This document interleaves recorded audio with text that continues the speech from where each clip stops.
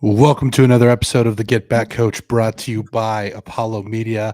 My name is Jay. I'm joined by Jake. And before we get started on this episode of the Get Back Coach, we want to talk to you about Battle Bets. If you're wondering what Battle Bets is, it is a fantasy gambling app strictly for college football. Fantasy gambling meaning it's 100% free to play. Basically, just showcase your knowledge against friends, earn points throughout the season by picking the games correctly. You can compete in the Battle Bets Community League to win prizes on a weekly basis. It's a great opportunity to have some fun, show your ball knowledge. So sign up with Battle Bets either by downloading the app in the Apple App Store or by joining on the web online. Let them know the Get Back Coach sent you by selecting us as your ambassador in the refer section. We'll have links up. Go ahead and get in on Battle Bets, 100% free to play. And now let's dive into this week where, unfortunately, I think the biggest news of the week is coming out of State College, Pennsylvania. Jake. All right, let's get into this. We have to. Yeah, it's over. James Franklin is out at Penn State. He is fired. I said last week it probably needed to happen after Northwestern. I just don't know how you come back from that. Just with everything, with the fans losing faith, with the athletic department obviously losing faith, with recruiting after that. And I know this is kind of a smaller point, but if James Franklin is still the head coach at Penn State, when is another top or a five-star quarterback going to come to Penn State after how we handled and developed Drew Aller? When is another big-time receiver going to come to Penn State after we have mismanaged receivers over the last couple of years? So I take no joy in this. I was a Franklin guy from day one. I questioned him a little bit in 2021. He got me back on the train for these last 3 years. And Jay, I will say this. There is some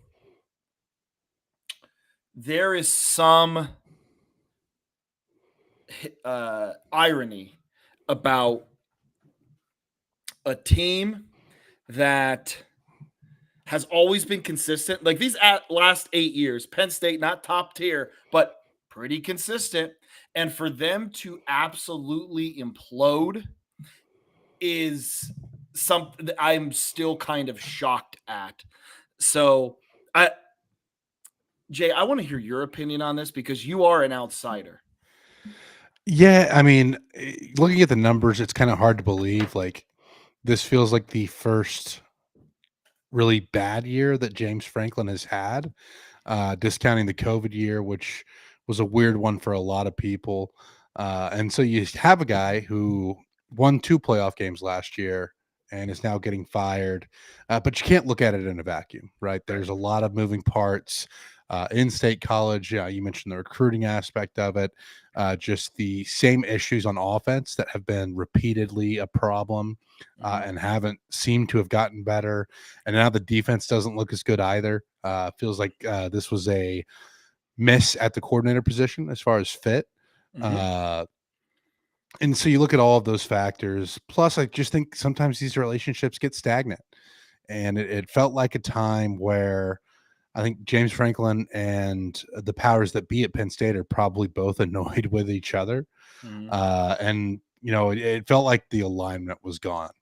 It felt like for a long time, he's had support behind him, maybe not full support, but enough support where he's able to accomplish what he's trying to do. But this year, just after the Oregon game, it's felt different. Obviously, UCLA can't have that loss, and then you tack on the Northwestern loss, and I think Penn State was just looking at it as, it's time. The relationship has gone stale. This isn't healthy for either one of us. It's getting pretty toxic around the community. So you move on there. I think James Franklin will land somewhere, and obviously it's scary anytime you have to go out and hire a coach and get somebody new after you had such stability for so long. And I feel like James Franklin did bring that 100%. That was a stable program. But if your goal is to win championships and you're not having that happen, and the best thing you can say about a guy is that he didn't lose games that he wasn't supposed to most of the time. Yeah. most of the time. And now that's kind of gone. It feels like it was time. Am I surprised that it happened this early? Maybe. I thought maybe they'd go a little bit further into the season. But again, those 3 losses in a row, I think the number was, first team to win 2 games or first team to lose 2 games in which they were favored by 20 or more points. Yeah. I don't know exactly what the timeline on that was, but it's not good. No. So yeah, it just seemed like it was time for Penn State after the loss to Northwestern, and now they see where they go from here. Yeah, and that's the thing. Like, this is not like. Again, Penn State's a very good program. It is. I don't want to say it's not an A+ program. It's not an A. Like, it is B+, A-. You get a good amount of resources. You're one of the best. Like, you have very good resources, but your NIL isn't like Texas and Georgia and Bama and Ohio State. It's like a tier below that. So whoever comes in, you're going to have to give them some time. But I will say, and again, people are going to say this is a soft thing to say, but you know what? I really don't care. Losing to Northwestern and UCLA is embarrassing. Yes, it is. As a fan base, it's embarrassing. You don't want to lose those games. I am just the way the fans also have acted. Like the tunnel video of him leaving the field, which by the way, he let all the players go before him because he knew what he was going to get. Jay, I don't know if you saw it. That right there is, I think that's just as embarrassing as the loss. Like, you can say your frustration. You have social media, like, to say, hey, I think this guy should be fired. I think this, that, and the other. But like, acting like absolute barbarians. I think, again, coming from a team or program that 14 years ago went through what they went through, I thought we would be a little bit more gracious. But listen, things are expensive. People are dropping loads of money, and they voice their frustrations. I'm not a fan of that. If you haven't seen it, the tunnel video, Jay, I'll have to check it out. Yeah, dude, it's rough, and that's, we were at a point, like we said it, like this was the make or break year, and for you to just implode like you did is really disheartening. I was talking to our good friend Jeffrey the Greek, a nice early Sunday morning therapy session with our good boy Jeff, and he was explaining to me a metaphor that he told his wife that I really enjoyed, and that was, think of, you have this trip planned out every year. You love this trip, okay? And all your friends are there, and you just, oh man, it's the greatest thing in the world. And you've been waiting so long to go on this trip. Like, it's years in the making for you to go on this trip with all your friends. And it's after the first night, and you get the flu, and the next day you have people fighting with each other, and then before you know it, you're miserable and you're on your way home like 4 days in. Yeah. That's what we're feeling. And I think that's a perfect analogy. Again, with the Franklin firing, hardcore Penn State football, I like their stuff. And they said the rock that James Franklin pushed all the way to the almost to the top of the mountain is the same rock that crushed him on the way down. I said it last week. I am very appreciative of James Franklin. I think he took this program that was, Bill O'Brien stabilized it. James Franklin took it to another level.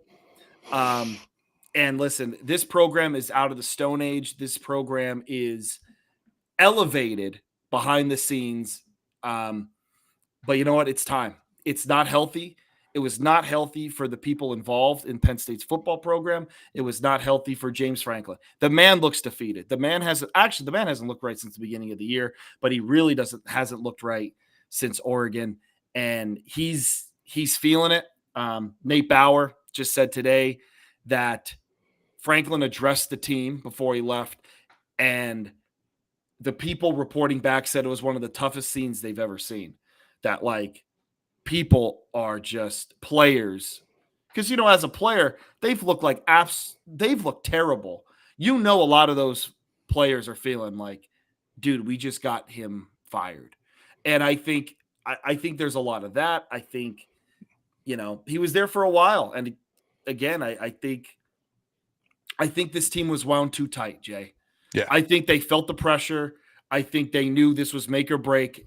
I do think they worked hard. Everything out of camp, people were raving about how camp looked, and I think they were wound too tight, and they cracked.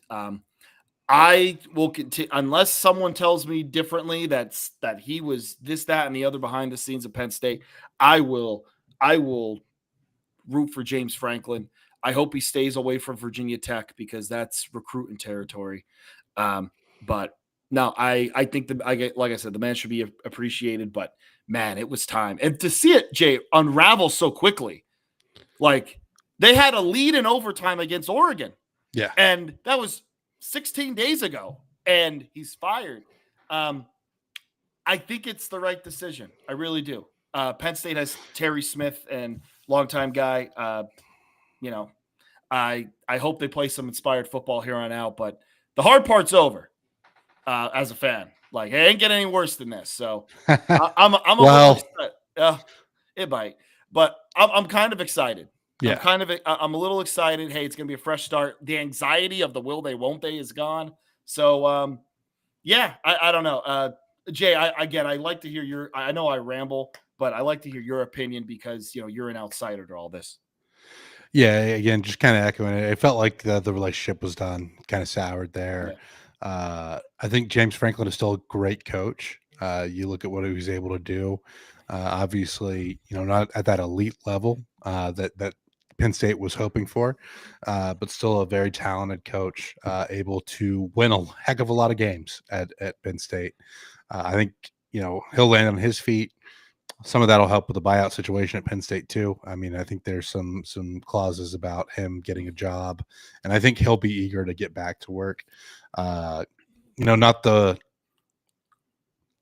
only bad news out of Saturday for Penn State. Obviously, Drew Aller out for the season, which is not ideal to lose your starting quarterback. But it feels like this is going to be a completely new look program when this time of year rolls around next year. Yeah. Can I just speak on Drew for a second? Listen, Drew Aller may not have come up big in some of those big moments, and I understand that. However, I don't think anyone can question Drew Aller's toughness. Okay. When he needed to, he never shied away from contact. He ran the ball. He dove forward. He wasn't sliding. He willed Penn State back into that game against Oregon. He did. He willed that. He did it against USC. He helped, like Minnesota was a lot of the run game, but like he came up big in spots there. He willed them against Oregon in the Big Ten championship game. Had a rough start, and then he wanted to be the guy. He wanted to be the guy. He didn't shy away from it.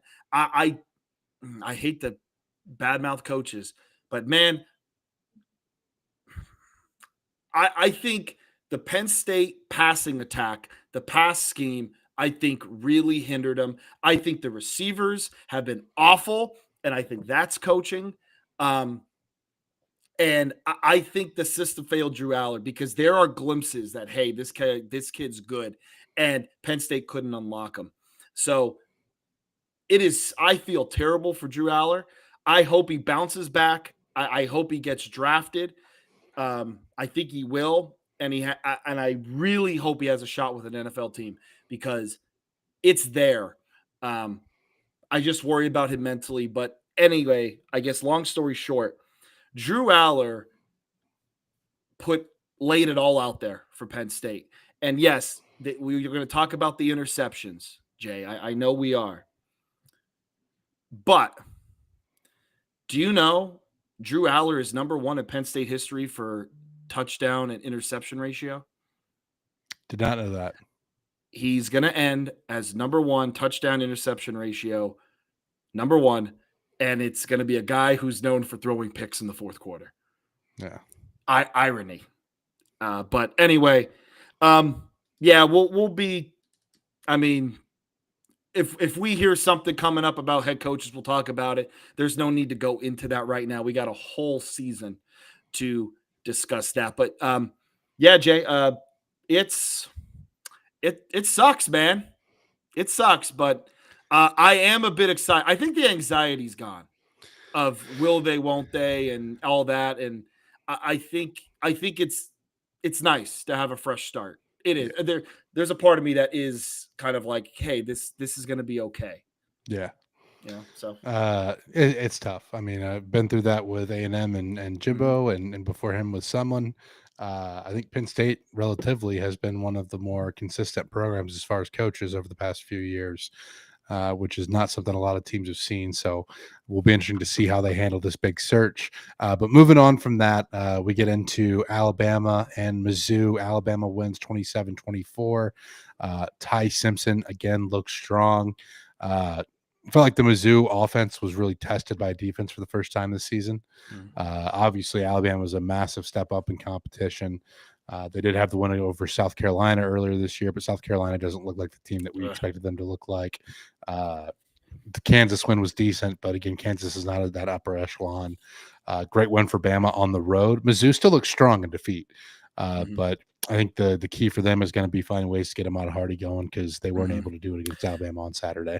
Yeah, I think that was the key. Alabama neutralized Mizzou's rush game. Bo looked fine. He made some, bad pick at the end. Ty Simpson looked pretty good. Like he's starting to come along for Alabama. This team looks totally different than the one that lost to Florida State. Yeah. I think they look totally different. I think defensively they look a lot better. Offense is getting going. Mizzou looked, listen, tip your cap to Alabama. Mizzou, you made some mistakes down the stretch. But again, I think that the big thing was Alabama kind of shutting down their run game. But listen, Mizzou, still good. Still a good team. That's a good team down there in Columbia. Yeah, very good, and they still have a lot to play for. The schedule doesn't get easier for them, but still a very good team. Georgia survived against Auburn. They were down 10-0, come back to win 2010 over the Tigers. And as much as I love seeing Hugh Freeze frustrated, there were some questionable calls in this one, specifically a Kirby Smart timeout that was eventually decided was not a timeout. Yeah. I don't know what happened with that because I think he was trying to say that Auburn was clapping. I think that's what the actual storyline is. Okay. I don't know if Kirby himself was actually trying to talk them out of that timeout. Like from what I saw, okay, so that's because I think he was just telling them that Auburn was clapping. Because A&M had a similar situation with Auburn earlier this year where they were trying to tell the referees that Auburn, somebody on the defensive line or somebody there is clapping. And I don't think Kirby tried to lie to get his way out of that. Okay. I think the officials just did something really dumb. And I know that's how they explained it on the broadcast. But, I mean, Kirby clear as day called timeout, was signaling timeout, was saying timeout. And then I think he goes up to tell them that somebody on the defensive line for Auburn is clapping. So that's why he started clapping. Right. And then that's where why wasn't he charged? Which makes no sense at all. No sense. And this is not the first time that Oklahoma has been hit, that Auburn has been hit by some officiating stuff against Oklahoma earlier this year as well. Yeah, and no offense to Pablo, but I'm not gonna cry over spilled Hugh Freeze's milk. Anyway, okay. So I was under the impression that Kirby Smart said he was clapping and that he lied his way out of it. See, and I don't think that's what happened. Okay. Like going back and watching that, yeah, I am almost 100% sure that he was calling timeout because they were running out. Like there was 1 second left on the play clock. And then he was explaining to the officials, hey, somebody on their Someone defensive there's line is clapping. clapping. Yeah. And Okay. the only reason I even thought about that is because again, it happened earlier this year against A&M with the Right. same team. And we try those dirty tricks on the defensive line to try to Oh, get yeah. people to jump. Like that's a natural part of the game. It was But it was a lot more legal, I feel like, when you and I played. 100, you could I think it definitely was get away with it more. you could get a lot more. Yeah, Disconcerting signals is the penalty, by the way. yeah. So, okay, so if what I'm saying is true, Jay, I have full faith in what you're saying. But if what I'm saying is true and Kirby lied his way out of charging himself with a timeout, I think he needs to be fined for it. I'm not talking suspensions or anything like that. I Yeah. do think he should be fined for like lying. But what you're saying that, hey, And if you either way in this, it's a officiating error. it Like the is. officials have to Yes. be better. Yes. Jay, I've seen quarterbacks doing this. I've seen them do this and get charged with timeouts before. Yeah. Like I've seen quarterbacks calling audibles and them calling timeouts because I thought they called a time. Like and it be charged. I've seen it. So okay. That makes me feel a little bit better about it. Yeah, but outside of that, the story of this game is just Auburn not being able to score. They were up 10-0, as I mentioned earlier. Were driving to go up 17-0 when they had a fumble, ball punched out at the goal line. Depending on who you ask, that's another. Yeah, that's another. That one I think is a more of a 50-50 call. Like I think that could go either way. But Georgia ends up with the ball, and Georgia goes on to win the game. If Auburn's up 17-0, I think this is a completely different game. Auburn's still a very good defense, but when you have no offensive momentum, your defense gets tired out there. It is tough to keep it going. And Auburn is another coaching position to watch. Although I think oddly enough, some of these calls are helping Hugh Freeze. But you hired him in because he was a guy that had beat Bama twice, has some offensive prowess, and the offense has just looked horrendous this year. Yeah, that's what you hired him for. Yep. If they're losing in shootouts, well, then that's what you signed up for. But you're losing here. Yeah, the ball being punched out is got to be the play of the game, because it turned the tide. And then second half, Georgia makes adjustments. Auburn's offense just can't get anything going. Georgia runs them down. Georgia wins. Dude, there is so much parity, man. Yeah. Like there is so much parity in call. Like it's awesome right now with all much this parity right now. But yeah, how long does Freeze last? End of the year? Yeah. We'll see. It kind of depends on how he Close. finishes it up. Like they're losing gut wrench. Like they're losing close games. Like they're not looking bad in these losses. So I think they keep him around a little bit. But again, like with the offense expected to be a lot better.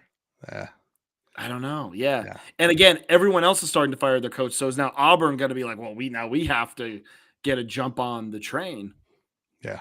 I don't know. We'll see. One coach who will not be leaving anytime soon is Kurt Cignetti at Indiana. That's what you say. Yeah. Well, that's fair.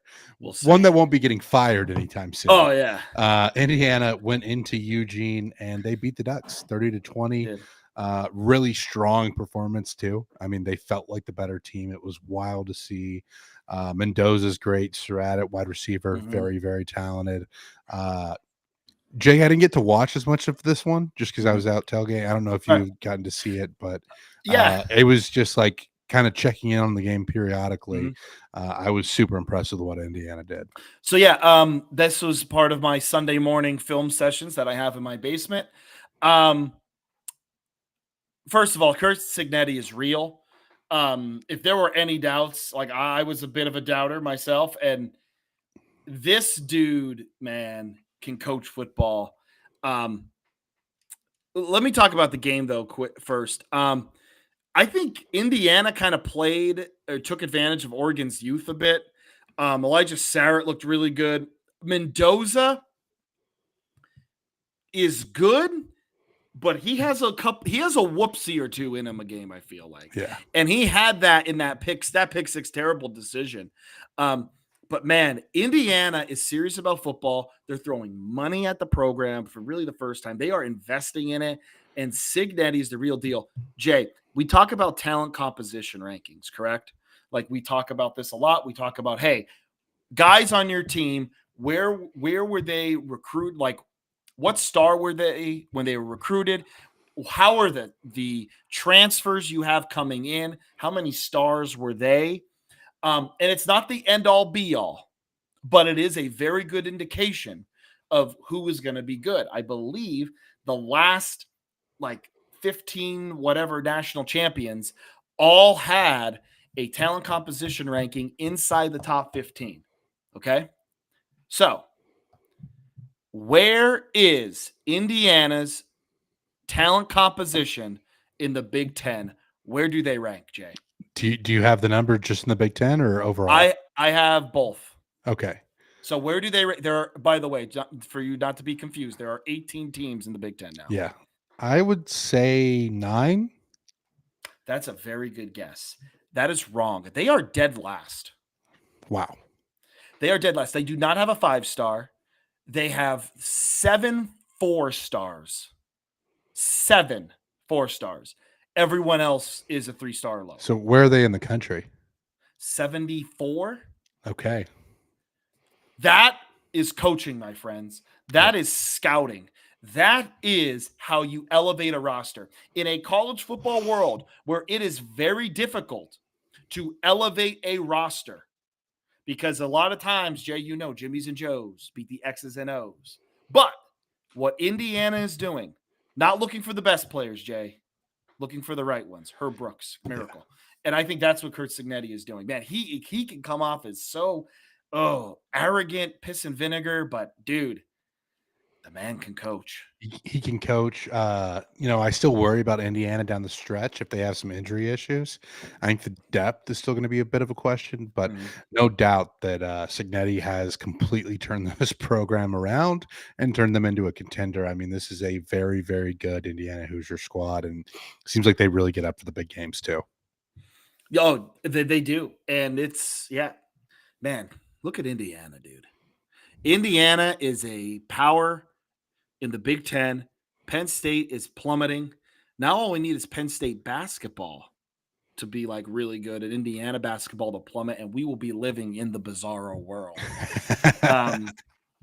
Because I always felt that there was like a connection between the two, like they were the inverse of each other, basketball, football. But yeah, it's heck of a job by them. But also Roman Hemby, the former Terp, having a pretty decent year as well with the Hoosiers. Great pickup by them. Jay, your time. Yeah, the game I was at on Saturday, Texas A&M handled Florida 34-17. I mean, this game was close for a little bit, but it felt like Texas A&M controlled it for the most part. Florida held under 100 yards rushing. That's a good thing to see. Really interesting stat for Texas A&M and SEC play so far. SEC opponents are 2 for 33 on third downs against Texas A&M. Now, part of that is being at home, but the bigger part is A&M has just been so good on the early downs against the run since SEC play has begun. I just feel like they're really getting teams behind the chains. Not all great news for A&M out of the week. Le'Veon Moss had an injury today in his press conference. Mike Elko said that it's not a season ender, but Le'Veon Moss will miss a significant amount of time. I think he's probably the most dynamic back that A&M has.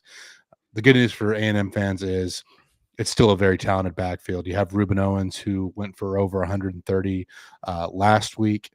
You have Amari Daniels, who's been in the program for a while, E.J. Smith. You had Jamarian Morrow get involved on some plays. He actually had a reception for a touchdown against Florida. So really interested to see how Texas A&M handles it. That was a really important game for them because the next 3 games for A&M are on the road.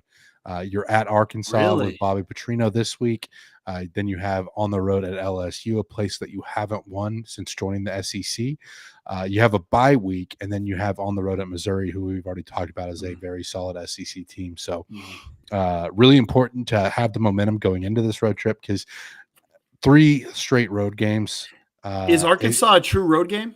Arkansas is a true road game. No more Jerry World. Oh, yep. Okay. They will I hate that it's 3 away games for you guys, but I mean, I like You know that how it's we home and feel away. about campus I games. know. Yeah. Yes, yes, yes, yes, yes. And it's funny, Mike Elko was asked about it being a true road game in the presser, and he mentioned that, I think if we could play the neutral site for the away game and the home game at Kyle, I think we'd be all set. Yeah, exactly. Like that answer.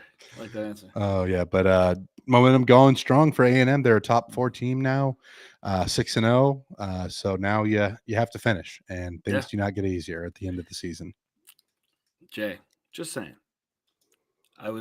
I've been wrong a lot, but Kennesaw State's looking really good. If those fighting Ags make the playoff, I'm gonna be playing that clip over and over and over again. I'm believing. Listen, I need a team now. Yeah. Come on, gig 'em, everybody. Come on, woo! Whoop! I'm in. We'll welcome you to the I'm bandwagon. in. One team that didn't look as good in their performance was Ole Miss, narrowly escaping Washington State at home. Mhm. I mean, I feel like this was probably just like a deal where Ole Miss is looking ahead. I think Lane tends to have some of these games. Mhm. Kentucky always seems like a game that Ole Miss trips up in. Credit to the Cougs for putting up a fight. Some really fun play calling there Mhm. by Washington State. But ultimately, I mean, Trinidad Chambliss is still a really fun player to watch. He's going to keep leading that offense. So we'll see if they can keep the momentum going. Yeah. Yeah. I have my notes mixed up. Yeah. I'm just noticing that now. Yeah. Ole Miss has a scare against Wazoo. Like you said, Lane Kiffin always seems to kind of lose some of these. Like, you know what I'm saying? Like you said, you brought up Kentucky. But I think that's huge for Ole Miss. Listen, what's the solid verbal? Win your clunkers. Yep. And, it's going to happen. So that's a huge game for them to get through. Non-conference game too, being played in October is not ideal, but that's huge for Ole Miss, who is having. Listen, last year was their time, and this is their year. It seems like. Yep. And they are still top 5 in the country. Mhm. Indiana jumped up to 3. A&M now at 4. I think Ole Miss drew out a couple spots, or a spot Right. to 5th. But a lot of football left to play. Oh yeah, absolutely. Lot to go. Tennessee also survives against Arkansas. Heart attack hogs in full effect. Almost steal one. Cousin Shane from that SEC podcast, I saw his tweet saying, Vols can win or lose a game on here on out, and I wouldn't be surprised. And I think that's about right with these Tennessee Volunteers. Fun to watch, though. Fun as a non fan, they are going to be fun to watch. And listen, I kind of come around a little bit on Tennessee, strictly because of Josh Heupel. I do like Josh Heupel, so I don't really hate Tennessee like I used to. They are fun to watch. And Joey Aguirre is a cool guy to root for. Actually, kind of them saying Nico can leave. Again, I don't want to kick Nico when he's down, although they're doing well. I kind of like that team kind of rallied and said, "Hey, we got ourselves. We're going to be okay." Yeah. Joey Aguilar has come in and lit it up. Moving on to the other UT. Texas got the big rivalry win over Oklahoma in the Red River Shootout. Low scoring affair, kind of like most of us expected with these two defenses. Had some questions about John Mateer coming back. It did feel like his game was pretty impacted by the injury and surgery that he had. Kudos to him for battling back, but I don't think he was ready by any means. No, it looked like it. Like you want your guy there, but 3 picks. And listen, Arch didn't turn the ball over. Managed the game, did what he needed to do to win. And Texas looked better running the ball than they have this season. They got a little bit more going there. Still wasn't a great offensive performance, but they did enough. They played complementary football. The defense was solid. Mm-hmm. That's all you can ask for. Yeah, absolutely. Is that it for the Red River? Was that all we got? Yeah, I guess. I mean, that's the story of the game, right? Yeah, just a solid defensive game, and Texas made fewer mistakes. That's pretty much. Scores from other games. South Florida dominated North Texas in the second half. This was almost an all-time classic. And as soon as I was texting my buddies, "Hey, you got to turn this game on. This game is really good. This game is really good." The third quarter happened. South Florida just Yeah. mopped them. Well, it was the turnovers. Mhm. Messmaker hadn't thrown interceptions all year, and then had one of his worst performances. Some fumbles mixed in there, and then South Florida. It felt like North Texas could score, but if they got stopped, they weren't going to be able to win that game. And with those turnovers, South Florida was just able to take over. Keep an eye on the Bulls. I mean, we've been saying it, but that is a group of 5 team to watch. The American Conference at the top is just going to be a lot of fun. Utah just beat the hell out of Arizona State, 41-10. Without Sam Levitt, the Sun Yeah. Devils are in trouble. Yeah, it's again, this is a team last year that I think overachieved. They won a lot of really close games.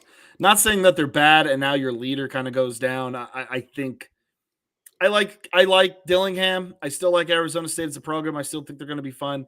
It's just that things aren't going their way this year, and it happened. It's the beast of this game. Yeah. Pitt beat Florida State. All of the hype that Florida State had after beating Alabama is gone. I think that's It's the big gone. takeaway from this one. Yeah, it is gone. And I hate that Pat Narduzzi's happy. Did you see his tweet, Jay? I did not know. So after they won, he had a graphic. Awesome to go 1-0. Again, I know James Franklin didn't create the whole 1-0 mantra, but he's very adamant about it. Like every week 1-0, and Narduzzi did the 1-0. Glad we got to do this together with the Pitt family. A direct shot to James Franklin being fired. I can't wait. I need him to go away. I cannot have Narduzzi taking a victory lap thinking, "See, I outlasted him. I need his demise to happen. I need it. Well, moving on from that one, UCLA this was a surprise to me. I know Michigan State's banged up, but still how dominant UCLA was in this one. Yeah. They beat Michigan State 38-13. It wasn't even that close either. Yeah, I mean, the offense just looks like they have a completely new life. Yep. It's wild, and that's again, that's Jerry Neuheisel calling plays there as the interim OC. Yeah, and listen, Jerry Neuheisel is a great story. I love it. You know, seeing him on the sideline, you know, the players gravitate, like that's all good. But Tom Skipper is the interim head coach. Like, can we please shine some light on Tom Skipper? Again, I love the Jerry Neuheisel story. It's great, you know, but Tom Skipper is still Tim Skipper. Tim Skipper. Tim Skipper? It's Tim Skipper. Oh, darn it. I have this passionate. It's because they haven't shown him enough. It's because they haven't shown. See, yeah, every clip is Jerry Neuheisel being left it up. I don't know. We need more Tim Skipper coverage. Yes, I don't know his name because the media isn't telling me his name all the time.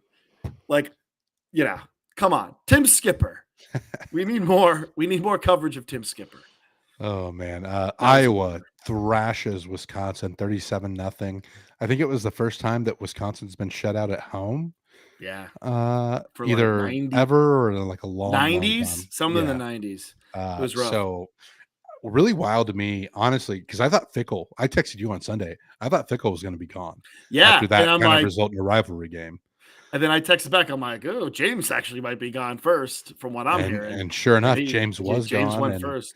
Fickle is, as of today, still employed at Wisconsin. What a fall from grace from Luke Fickle. I think he'll go back to the group of 5. I think he'll be fine. Yeah, I think this was just a poor fit. He tried to modernize that offense, and it was just a poor cultural fit. Just didn't work out. So we'll move on there. And then Franklin wasn't the only casualty. Trent Dilfer is out at UAB after a 53-33 loss to Florida Atlantic. Trent Dilfer had 0 road wins in conference play while at UAB. Jay, does it feel good that we get to root for UAB again? It does. I For people that may not listen to the show every week, yeah. we really enjoyed the Bill Clark years at UAB. That was a fun program to watch. Bryant Vincent and his interim coach year, we Mhm. thought he was pretty fun to watch there at UAB. We had no idea what was going on when they hired Trent Dilfer. Made no sense. It still doesn't make sense. It still He doesn't make should sense. no, he shouldn't have been hired in the first place. Um, I again, Dilfer has enough money and has enough, and again, we understand the staff. We understand, there's other people getting fired here, but Trent Dilfer should never have been the head coach of UAB. And Just I some of am, the stuff he said too, like, yeah, really rubbed me the wrong way, talking about, we're not Alabama, like, comparing yourself to or, like, I think he brought up something about somebody else's volleyball program, yeah. and there was some weird stuff there. And then saying like guys are going to try and steal our guys. I hate that, by the way. Yeah. Start naming names. If you're going to talk about people stealing your recruits, start naming names. But yeah, Trent Dilfer, it I still don't understand why he was hired in the first place. There are so many coaches out there who you could have given that. Even if you don't want Bryant Vincent, there are so many other people that you could have went to go to Trent Dilfer was a slap in the face to UAB who had their program resurrected, and is a slap in the face to any other coach in Division One football or Division Two or whatever trying to make a name for themselves, and you just hand it to Trent Dilfer. Yeah. Yeah. And then the final one that I didn't put a note on, but Trent Bray from Oregon State is also gone Yeah. now after an 0-7 start. Felt like that one was coming. I felt like they had some terrible luck this year, but also just, I mean, it's tough. It is. You start 0-7, and he was kind of a rushed hire too when Jonathan Smith took the Michigan State job. So tough scene to be in. We'll see where Oregon State goes from here, but obviously the Pac-12 is going to get a little bit more life injected into it with some more teams in it next year. For now, though, I mean, it's just I don't love the state of the programs, although Washington State had a much better Saturday and has had a better season so far compared to Oregon State. Yeah, it's tough. He'll be. I feel like he'll be fine. Like I hear he's very likable. I feel like he'll get on the staff somewhere. Yeah, like he's a guy who's going to get picked up, and listen, he tried it out, and who knows, maybe he can work his way back up again. But yeah, it's a tough deal down in Corvallis at the moment. But yeah, Jay, are you ready for your FCS minute? Yeah, we got the FCS minute going here. So from last week, Abilene Christian handled West Georgia in that ranked matchup, 30-13. Abilene Christian's one of the better FCS programs in the country right now, ranked inside the top 20. North Dakota State remained on top. They have a 45-17 win over Southern Illinois. The Bison are likely the favorites in this season. And then you look ahead to next week, a game here in Texas that I'm excited to highlight. UT Rio Grande Valley, who is in their first season of football since the program has gotten going. They're 5-1, which the level of competition hasn't been super good, but still really cool to see that program get off to this start. Going to be tough this week for them against Lamar. They're headed to Beaumont at Lamar. Number 17 in the FCS rankings. That game's going to be 3 p.m. Central Time on ESPN Plus. Both of these teams are 5-1. Could be a pretty good game. So tune in if you're into all levels of football like we are. Oh yeah, and before we have someone in the chat, Franklin should have finished the season.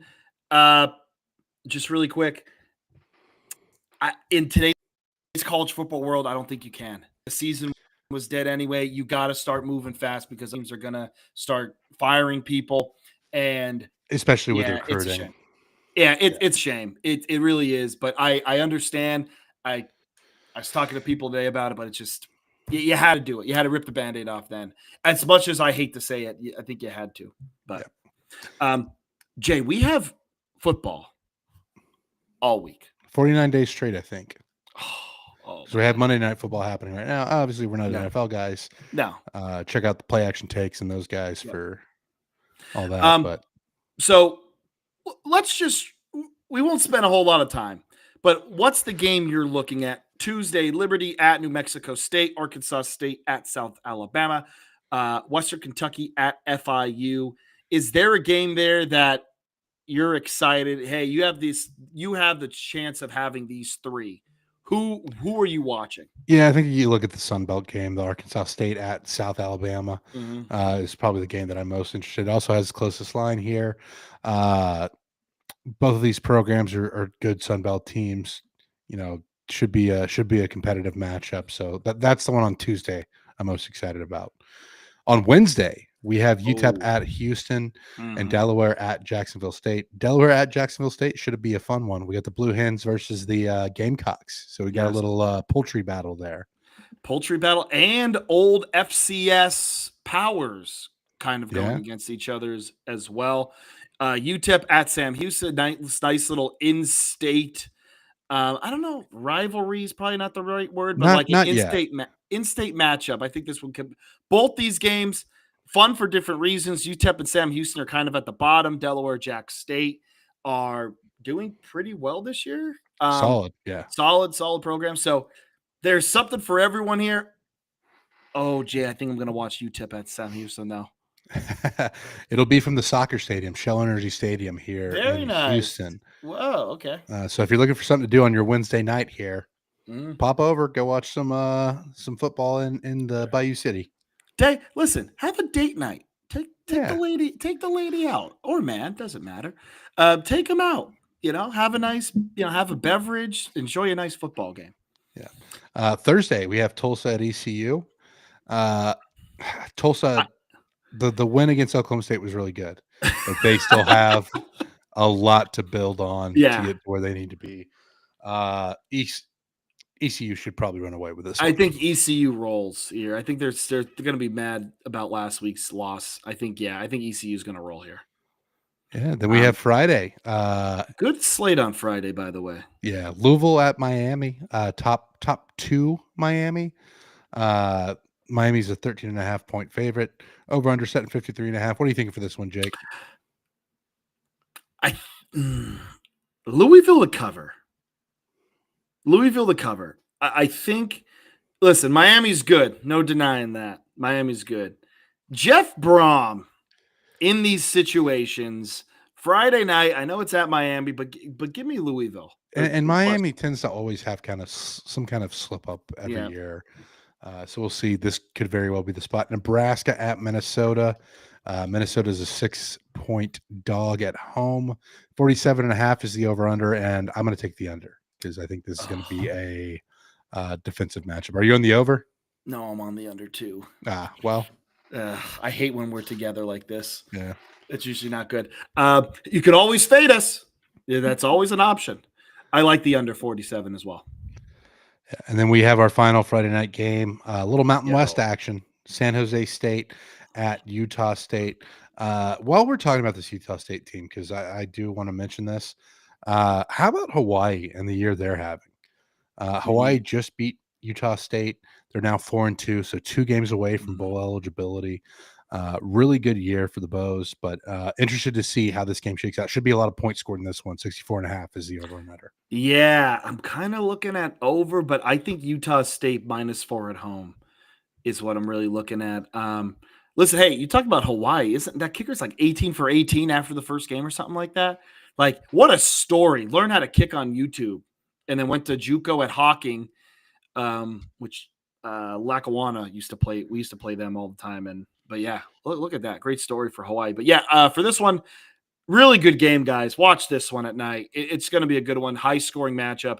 I like the over 64.5, but I think I love Utah State -4 more. Yeah. And then we finally get to Saturday. A lot of great games this weekend, starting with LSU at Vanderbilt.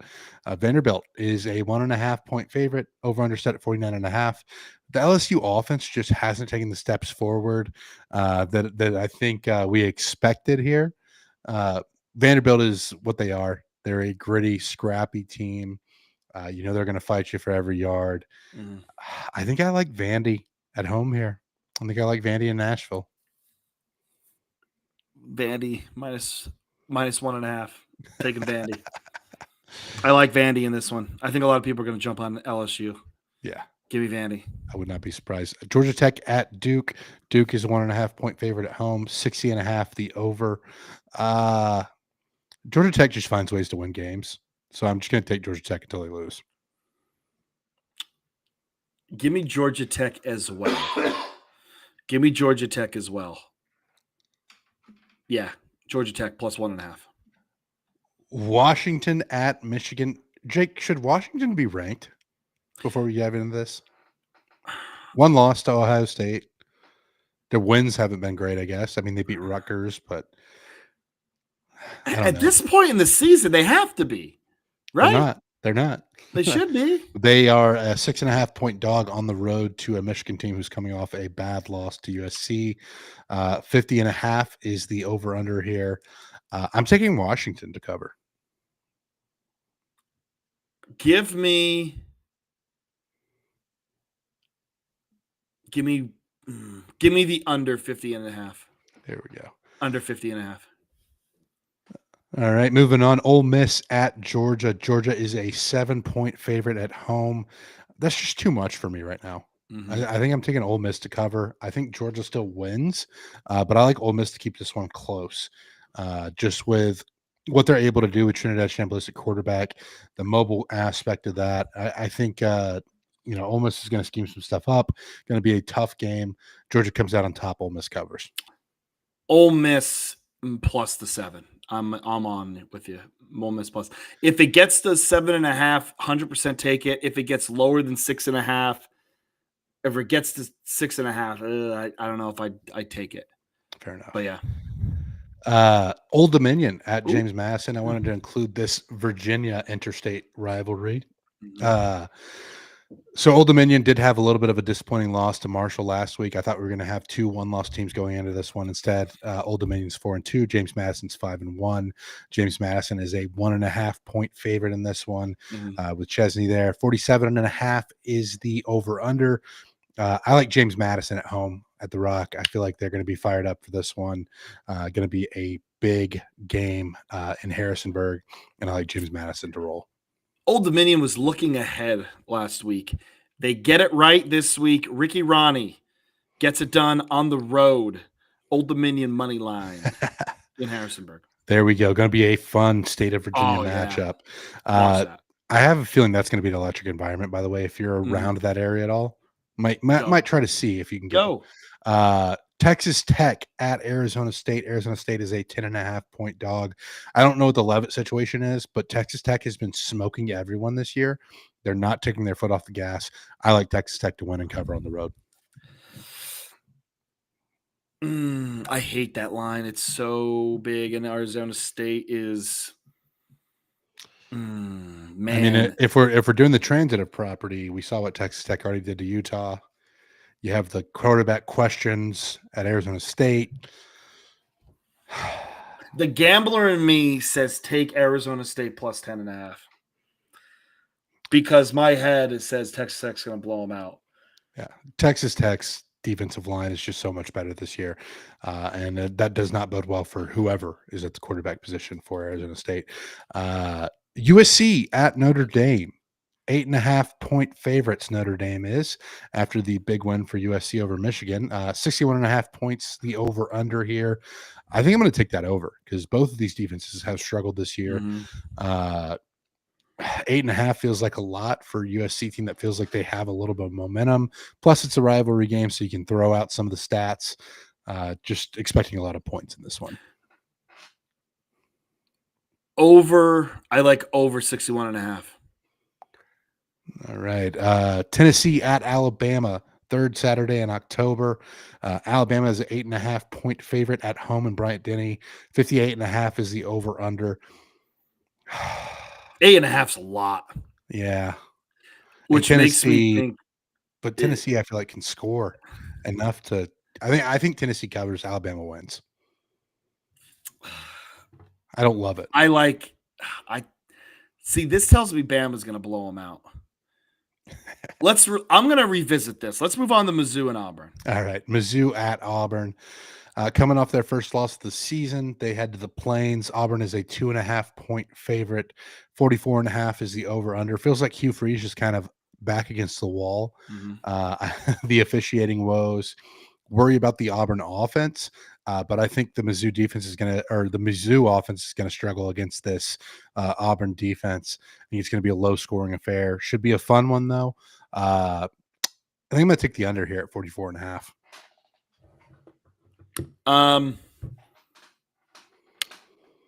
Auburn gets it done. -2.5. Auburn covers the spread. I think this is the first Mizzou real, they lost last week, but I think this is the real trip up spot. Gotcha. Holy Hey, War. Let's go back a second. Tennessee at Alabama, just really quick. Yeah. Definitely give me Tennessee. Or sorry, no, sorry. Check that. Give me Alabama. This is why. 70% of the spread money is Tennessee to cover. 70%.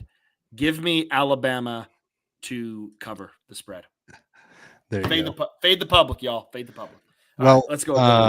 Now we go Holy War. This is kind of like a mini rivalry week. There's a lot of. It kind of is, yeah. USC Notre Dame, Tennessee Alabama, Utah BYU. BYU is a 3.5-point dog at home. 49.5 is the over under. This is always a weird game, so I stay away from it as a principle. I just think that these two teams dislike each other so much. It feels like there's always little scraps and fights happening in these. Something weird happens with the rules. There's always something odd going on in this Utah BYU game. So I'm staying away from it, but I will be watching. BYU at home. BYU plus 3.5. That's what I like. And lastly, Jay, I don't give locks of the week. My lock of the week. Purdue +3 over Northwestern. Northwestern is going to have a hangover, and the Purdue Boilermakers, Jay, playing some pretty good football. So the Purdue's again not good, but they're putting a respectable product on the field after how bad last year was. Yeah, definitely some steps taken forward. But that wraps up this episode. Jake, I'm going to try to land this plane. Yes. To all of the incredible listeners, we appreciate you taking the time to support us. Do all the things that help us grow as a podcast. Like, subscribe, share, give us those 5-star ratings. Download Battle Bets and let them know that we sent you to help us keep on putting on a good effort for our sponsor here. And again, just so good to have college football back on our televisions in the middle of the week. Soak it in while you can, because we're already halfway through the season. From all of us at the Get Back Coach,